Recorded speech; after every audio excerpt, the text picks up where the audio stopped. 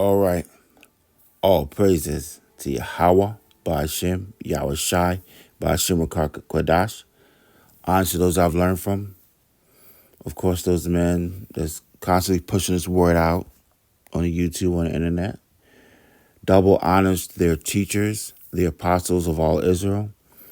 And shalom to those of Yasharallah seeking the truth, seeking righteousness, and hoping for edification. All right. As quick as possible as usual. Just going to hit this one. That's what's happening right now. These are times when everyone's looking at the promised land. And we know that to be the area that is formerly known to be the Middle East, which under closer scrutiny, we see that it's pretty much is Western Asia, brought out by the elder Malcolm from Chicago. He's really pushing that point. It's calling it Western Asia, which if you look at a map and hone in on it, you see that is the most western part of Asia. You know, where Africa and so-called Africa and so-called Asia meet, because, you know, this man has renamed everything, named it after his people. So the promised land is in Al Rome, in modern day Earth, is known as Israel. And mass death, crimes, and pure despair is going on in that land now because the wicked is inhabiting it. So I want to start in Genesis 12. We're going to go start at 1. It says, Now the Lord, Yahweh Ba'ashem Yahushai, said unto Abram, Get thee out of thy country, and from thy kindred, and from thy father's house, unto a land that I will show thee. So he's pulling Abraham out of his comfort zone. He searched the earth. He found the man he wanted, and he's going to pull him out of his, what he's used to, and he's going to bring him into. He's about to bring him to the promise, show him what the promise is. So we're going to jump down to verse 6 and 7. And Abraham passed through the land unto the place of Sichem, unto the plain of Moreh, and the Canaanite was in the land. And the Lord appeared unto Abraham and said, Unto thy seed will I give this land. And there builded he an altar unto the Lord Yahweh Ba'ashem Yahushai, and appeared unto him. Who appeared unto him? So he built an altar where the Lord appeared unto him, and he told him, he said, This is the land I pulled you out of your people. Now, when he did that, there goes your inheritance, because usually the male finds his inheritance amongst his people. So when he did that, he just pulled him out of his comfort zone, he was starting a new thing with Abraham. And he said, I'm going to give you your inheritance, Abram, because he didn't even get the Ham yet. So Abram, I'm going to give you your inheritance, and this land right here, look who's here now. The Canaanites are here. But he's going to get them out of there, and he's going to give this land to him and to his seed line. So that's a promise he made. So this is the promised land, okay? That land over there belongs to no one, okay? It only belongs to Yahweh, Ba'ashem, Yahushai. So everyone over there claiming it's theirs, claiming it's theirs to do with what they want to do with, and because they have it, now they're the rightful people. They're lying. Okay, that land is promised. It's promised to a certain person through their seed line. But even that people, the Israelites, are they there? It's your land. It's promised to you, but are you there? No, you're not there. how can you prove that it's yours? Now, we prove all things on this earth is proved through this Bible, okay? Because we found out about him through the Bible. So shouldn't we prove him through the Bible is? How do we know who Esau is? We know who he is by the Bible. The Bible is the first person I know that mentioned this guy. So shouldn't the Bible determine and define who Esau is? You know, he came out red, cunning hunter, so forth and so on. We can get on that and stay on that all day.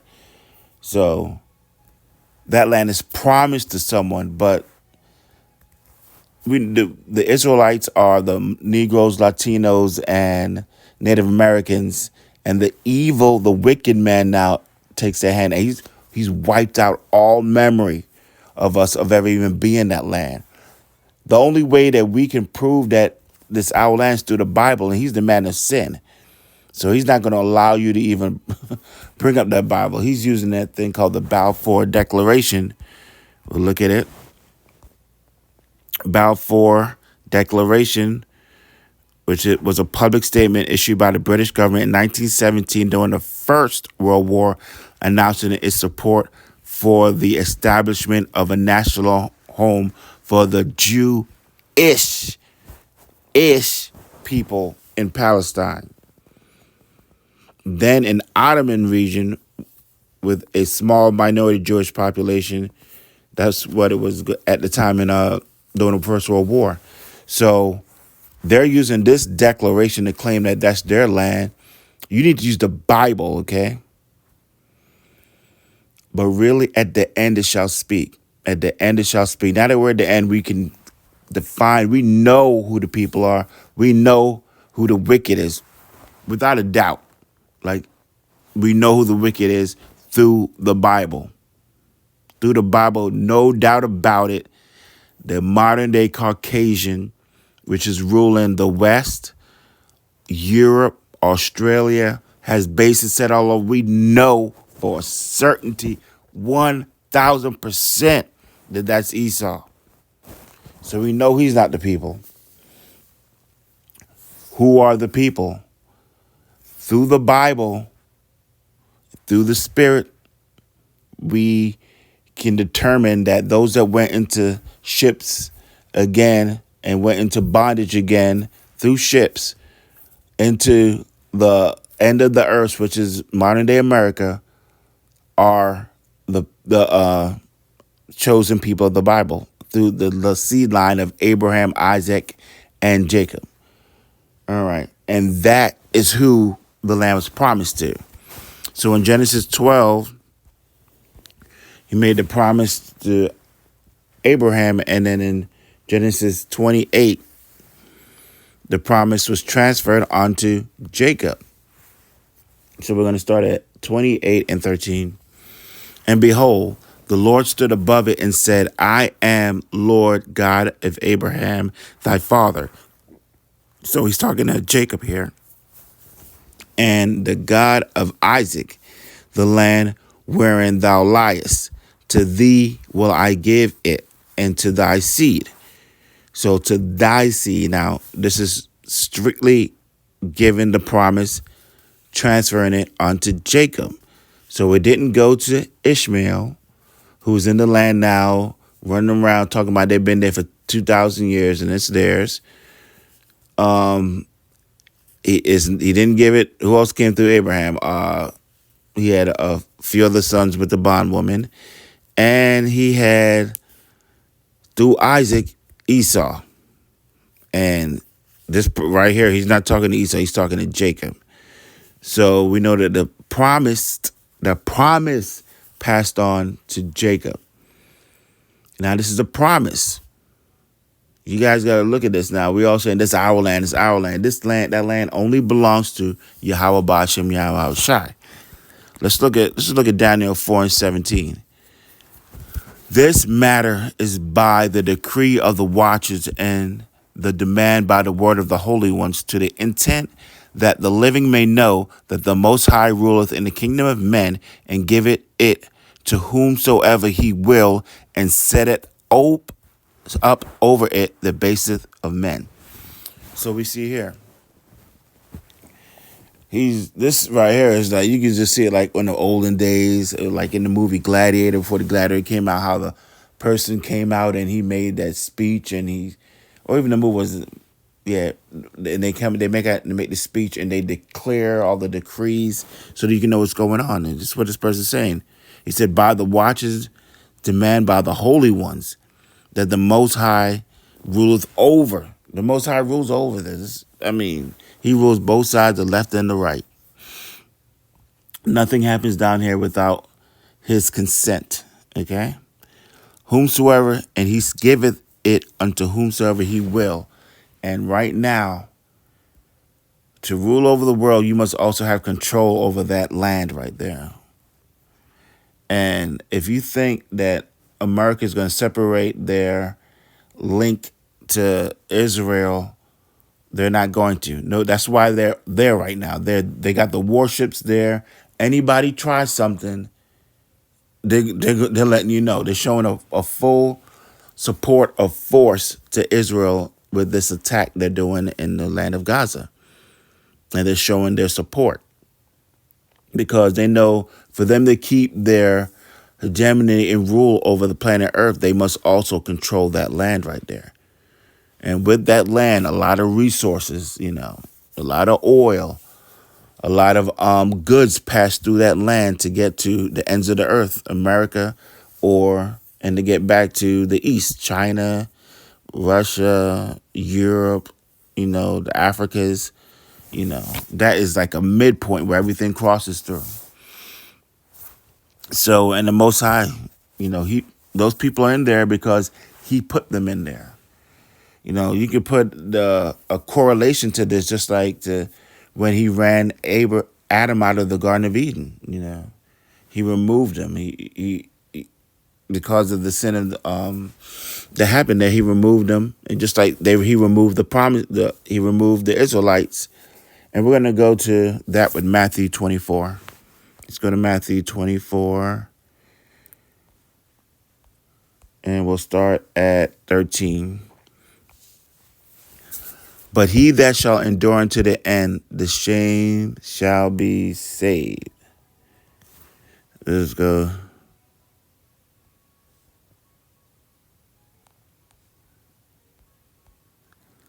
Shall be saved. So, and this gospel of the kingdom shall be preached in all the world, a witness unto all nations, and then shall the end come. So here we go with 15. When ye shall see the abomination of desolation spoken of by Daniel the prophet stand in the holy place, whoso readeth, let him understand. Then let him which be in Judea flee into the mountains. That's the key right there. Then let him which be in Judea flee into the mountains. So if that land is promised to you, why are you fleeing from it? So pretty much right there is where he's letting you know this is no longer your promise, is no longer your land. You have to flee from your land. So right there, that's letting you know that we lost the land. If we had to flee from it, we lost it. Okay? Clear and simple right there. How are you going to prove that it's your land? A lot of Israelites saying that's our land, that's our land. That's our land that's promised to us. It's not our land. The Most High setteth over it whosoever he chooseth, okay? So it's promised. Just like in the olden times, we read about it. It's written in the Bible. It's written in old text that you would have a wife betrothed unto you. Now, just because she's betrothed unto you don't mean you can go run up on her and have your way with her. No, you have to wait until the ceremony or she's given unto you or the dowry's paid, whatever. And right now, that's what's happening. As you come upon Jacob's trouble and we go through this time, that dowry is going to be paid and that ceremony is going to happen. It says the bride's, the groomsman, which is Yahushua, is coming back for the bride. And that promised land will be given back onto us. It will be redeemed, And there's only one redeemer. As it says, you're going to go back into Egypt with ships, and no one shall redeem you. Only Yahushua, which his name is a nomen omen, which means he who saves, he who, he's the deliverer. He's going to be the one. He's the savior of the seed line of Abraham, Isaac, and Jacob. And he came through the son Judah, the line of Judah. All right. So that's what I'm going at right here. This is the promised land, okay? That's the promised land. That is not your land. That is no one's land. It belongs to no one. That land, there's something special about that land. That land is command controlled by Yahweh Bashem Yahushua, and he puts in it who he wants to.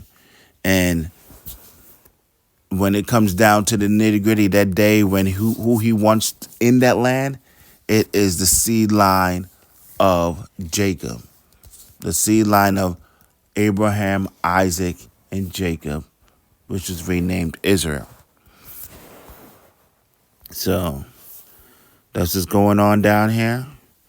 There's a lot of controversy about who are these people, and it's being shown that these people are not the people. They're building tunnels. They need to go live in them under their places of worship. It's just they're being exposed for the fraud that they are. It's pure mayhem down here. I mean, look at the titles of what's happening here. Son decapitates his father. Okay? Beheading bloodbath. Cops found machete, kitchen knife, and bathtub next to a beheaded body of father whose Penn State educated son killed him after ranting about Biden freedom versus family on YouTube. The titles, the headings, the stories that's going on down here is just is something that you just would never believe would happen. This place is filthy. It needs to be put out of its misery. This place has got to be put out of misery. And we're coming up on that time. We're coming up on that time when all this nightmare could be put behind us. So I'm going to end it right there. I'm going to say all praises to Yahweh, Ba'ashem, Yahushai, Ba'ashem Kadash. Honors to those I've learned from. Double honors to their teachers, the apostles of all Israel. And shalom to those of Yasharallah seeking the truth, seeking righteousness, and hoping for edification. Shalom.